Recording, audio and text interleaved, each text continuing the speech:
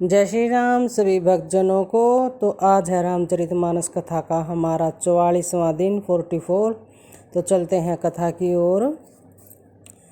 जय श्री राम। ब्राह्मणों की स्त्रियां कुल की माननीय बड़ी बूढ़ी और जो कैकेयी की परम प्रिय थी, वे उसके शील की सराहना करके उसे सीख देने लगी, पर उसको उनके वचन बाण के समान लगते हैं। वे कहती हैं, तुम तो सदा कहा करती थी कि श्री रामचंद्र जी पर तो तुम स्वाभाविक ही स्नेह करती रही हो, आज किस अपराध से उन्हें वन देती हो? तुमने कभी सोतिया डाह नहीं किया। सारा देश तुम्हारे प्रेम और विश्वास को जानता है। अब कौशल्या ने तुम्हारा कौन सा बिगाड़ कर दिया, जिसके कारण तुमने सारे नगर पर वज्र गिरा दिया? क्या सीता जी अपने पति श्री रामचंद्र जी का साथ छोड़ देगी? क्या लक्ष्मण जी श्री रामचंद्र जी के बिना घर रह सकेंगे? क्या भरत जी श्री रामचंद्र जी के बिना अयोध्यापुरी का राज्य भोग सकेंगे? और क्या राजा श्री रामचंद्र जी के बिना जीवित रह सकेंगे? अर्थात ना सीता जी यहाँ रहेंगी और ना ही लक्ष्मण जी यहाँ रहेंगे, ना भरत जी राज्य करेंगे और ना राजा ही जीवित रहेंगे, सब उजाड़ हो जाएगा।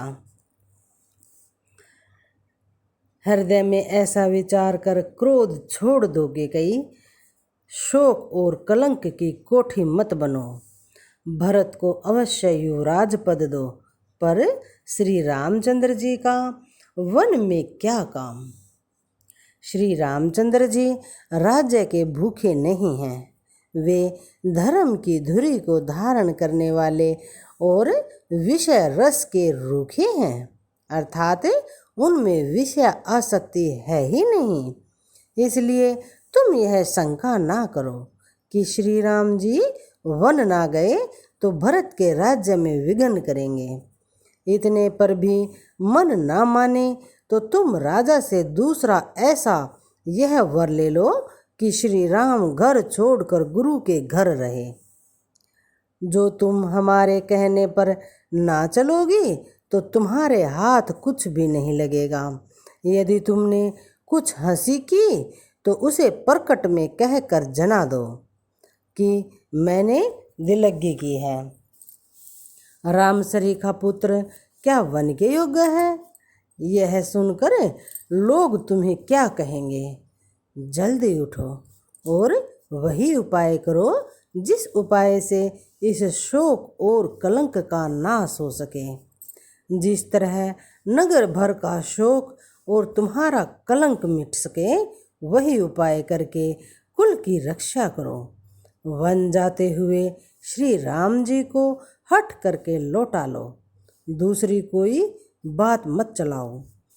तुलसीदास जी कहते हैं कि जैसे सूर्य के बिना दिन और प्राण के बिना शरीर और चंद्रमा के बिना रात निर्जीव और शोभाहीन हो जाती है, वैसे ही श्री रामचंद्र जी के बिना अयोध्या हो जाएगी। हे भामिनी, तुम अपने हृदय में इस बात को समझ विचार करके देखो तो सही। इस प्रकार सखियों ने ऐसी सीख दी जो सुनने में मीठी और परिणाम में हितकारी थी।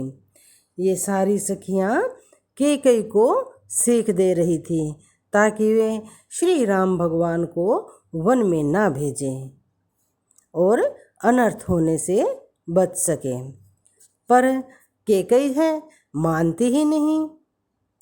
कुटिला कुबरी की सिखाई पढ़ाई हुई कैकेयी ने इस पर जरा भी कान नहीं दिया। कान ना देना मतलब कि उनकी बातों पर गौर नहीं किया। कैकेयी कोई उत्तर नहीं देती, वह दुस्सह क्रोध के मारे रूखी हो रही है। ऐसे देखती है मानो भूखी बागिन हरिणियों को देख रही हो। तब सखियों ने रोग को ऐसा ध समझकर उसे छोड़ ही दिया। सब उसको मंदबुद्धि अभागिनी कहती हुई चल पड़ी। राज्य करते हुए इस कैकई को दैव ने नष्ट कर दिया है। इसने जैसा कुछ किया वैसा कोई भी नहीं करेगा। नगर के सब स्त्री पुरुष इस प्रकार विलाप कर रहे हैं और उस कुचाली कैकई को करोड़ों गालियां दे रहे हैं। लोग विषम जवर भयानक दुख की आग से जल रहे हैं। लंबी सांसें लेते हुए वे कहते हैं कि श्री रामचंद्र जी के बिना जीने की कौन आशा है, अर्थात कोई मतलब ही नहीं है। महान वियोग की आशंका से प्रजा ऐसे व्याकुल हो गई है मानो पानी सूखने पर समय जलचर जीवों का समुदाय व्याकुल हो उठता हो। सभी पुरुष और स्त्रियां अत्यंत विषाद के वश हो रहे हैं। स्वामी श्री रामचंद्र जी माता कौशल्या के पास गए और उनका मुख प्रसन्न है और चित्त में चौगुना चाव उत्साह है। यह सोच मिट गया है कि राजा कहीं रख ना ले। श्री राम जी को राज तिलक की बात सुनकर विषाद हुआ था कि सब भाइयों को छोड़कर बड़े भाई मुझको ही राज तिलक क्यों होता है। अब माता कैकेयी की आज्ञा और पिता की मौन सम्मति पाकर वह सोच मिट गया। श्री रामचंद्र जी का मन नए पकड़े हुए हाथी के समान और राज तिलक उस हाथी के बांधने की कांटेदार लोहे की बेड़ी के समान है। वन जाना है, यह सुनकर अपने को बंधन से छूटा जानकर उनके हृदय में आनंद बढ़ गया है। रघुकुल तिलक श्री रामचंद्र जी ने दोनों हाथ जोड़कर आनंद के साथ माता के चरणों में सिर नवाया। माता ने आशीर्वाद दिया, अपने हृदय से लगा लिया और उन पर गहने तथा कपड़े न्यौछावर किए।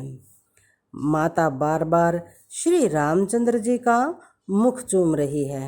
नेत्रों में प्रेम का जल भर आया है और सब अंग पुलकित हो गए हैं। श्री राम जी को अपनी गोद में बैठाकर फिर हृदय से लगा लिया। सुंदर स्तन प्रेम रस दूध बहाने लगे। उनका प्रेम और महान आनंद कुछ कहा नहीं जा सकता। मानो कंगाल ने कुबेर का पद पा लिया हो। बड़े आदर के साथ सुंदर मुख देखकर माता मधुर वचन बोली, हे तात, माता बलिहारी जाती है, कहो वह आनंद मंगलकारी लगन कब है जो मेरे पुण्यशील और सुख की सुंदर सीमा है और जन्म लेने के लाभ की पूर्णतम अवधि है, तथा जिस लगन को सभी स्त्री पुरुष अत्यंत व्याकुलता से इस प्रकार चाहते हैं जिस प्रकार प्यास से चातक और चातकी शरद ऋतु के स्वाति नक्षत्र की वर्षा को चाहते हैं। हे तात, मैं बलैया लेती हूँ, तुम जल्दी नहा लो और जो मन भावे कुछ मिठाई खा लो। भैया, तब पिता के पास जाना। बहुत देर हो गई है। माता बलिहारी जाती है।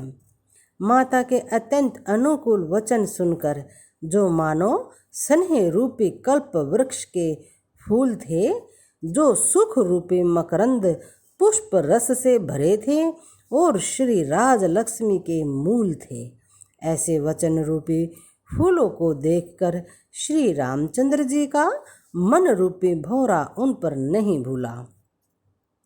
धर्मधुरीण श्री रामचंद्र जी ने धर्म की गति को जानकर माता से अत्यंत कोमल वाणी से कहा, हे माता, पिताजी ने मुझको वन का राज्य दिया है जहाँ सब प्रकार से मेरा बड़ा काम बनने वाला है। हे माता, तू प्रसन्न मन से मुझे आज्ञा दे जिससे मेरी वन यात्रा में आनंद मंगल हो। मेरे स्नेहवश भूल कर भी डरना नहीं। हे माता, तेरी कृपा से आनंद ही होगा। 14 वर्ष वन में रहकर पिताजी के वचन को प्रमाणित अर्थात सत्य करके फिर लौटकर तेरे चरणों का दर्शन करूँगा। तू मन को ग्लान ना कर। यानी कि मन दुखी मत कर। रघुकुल में श्रेष्ठ श्री राम जी के ये बहुत ही नर्म और मीठे वचन माता के हृदय में बाण के समान लगे और कसकने लगे। उस शीतल वाणी को सुनकर कौशल्या वैसे ही सहम कर सूख गई जैसे बरसात का पानी पड़ने से जवा सा सूख जाता है। तो आज के लिए इतना ही, बाकी कल पढ़ेंगे। सभी भक्तजनों को जय श्री राम।